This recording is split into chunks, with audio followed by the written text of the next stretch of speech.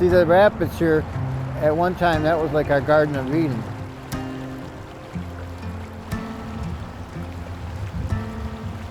That had everything you needed, whether it be food or subsistence things. Materials for lodging, clean water, everything was here to lead a good life, you know. Standing right where a village would have been. There was a village where that first plaque I showed you, and there was a village between Bridge Street right in here too. When they treated us all the villages along the Grand River. So basically wherever there's a river that goes in, like the Rogue River or the Maple River or the Red Cedar River or the Flat River, there was a village there. And that's how the government treated us as Grand River bands. So it's plural.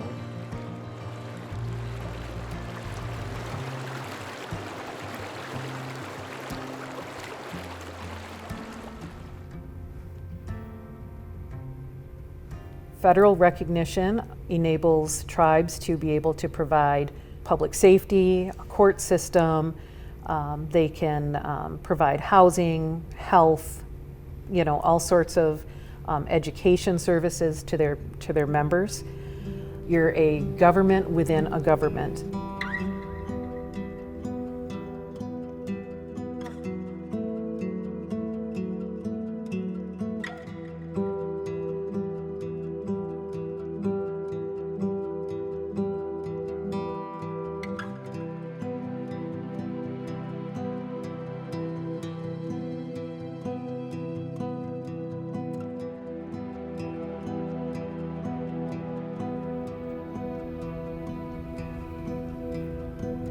It shouldn't take decades for tribes to achieve federal recognition, especially tribes that we know were here.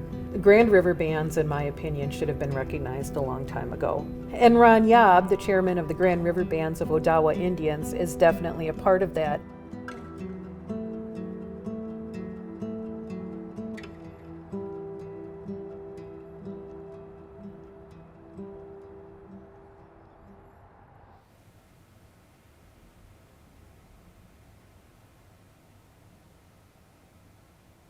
There was a constant plea right from the time the treaties were signed to have the government uphold their side of the bargain. And so I put our tribe back together and went around the state and searched out our people.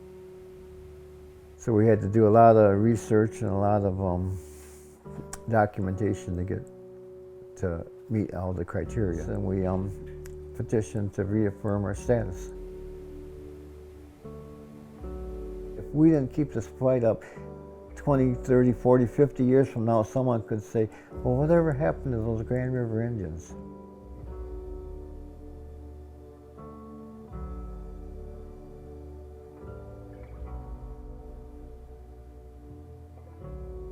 My name is Frances Campo, and I'm a member of the Grand River Bands of Ottawa Indians.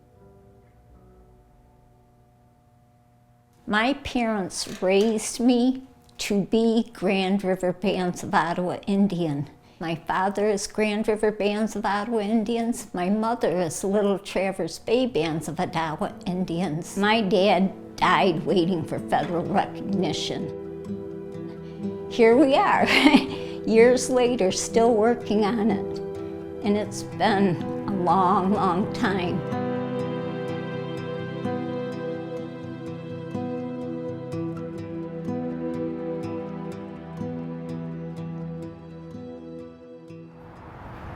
Well, I asked the president of Grand Valley if we could put a little park on the corner here, because he liked the idea. So I said we wanted to put some kind of dedication to the village site that was here. And then he asked me if would I write something, would I write a script for the plaque. And I had my mother tell me how to say this in the native tongue, and on this side it's written in our language. Bawatine in our language means the rapids of the river.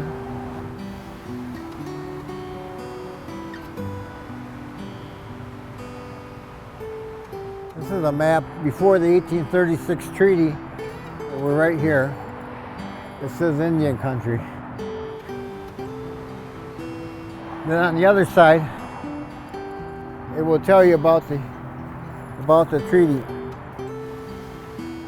Funny thing about that 1821 treaty is it was written in 1821 and our people got their settlement for it around 1979.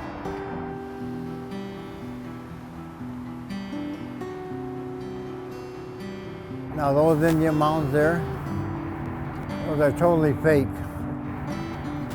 They're very kind of insulting. I finally got them to put in there their symbolic mounds.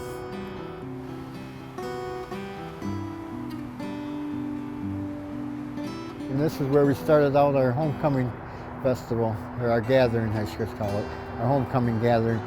And we ended up getting too big to be here.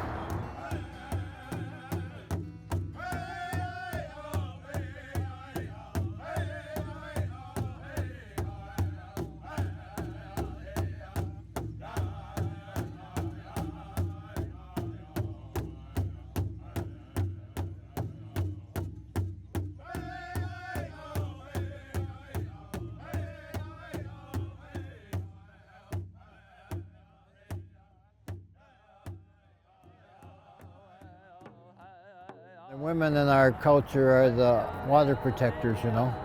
And when we do certain gatherings, they do a little water ceremony and do a blessing of the water.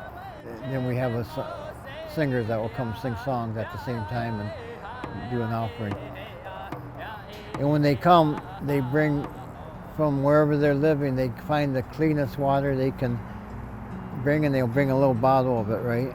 And then they pour it all together, and when they do their blessing, they offer it back to the river, and they're putting in good pure water as versus something with PFAS in it or contamination or, you know, waste materials. They're actually putting good water into it. And you know, this river here, if you put your foot in this river, you're actually connecting to the ocean, because there's this water will run to Lake Michigan, which will run around Lake Huron, will run up the St. Lawrence Seaway right into the ocean, and the oceans are all connected. So when you touch this water, that actually connects you with the rest of the world.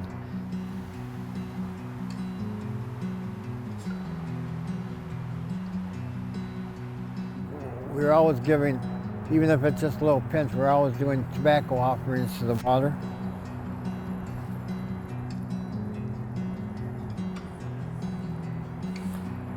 Kind of our gesture of giving back something, you know.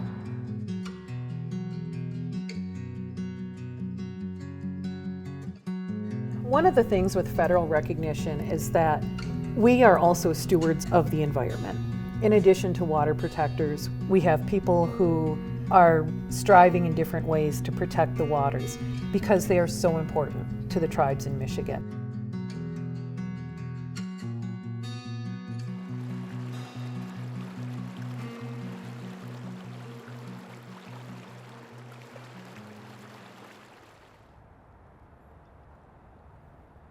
And someday this stuff will be condensed into probably a giant book, or maybe 2 or 3 books. And it's not ever going to be finished because we're always uncovering more stuff.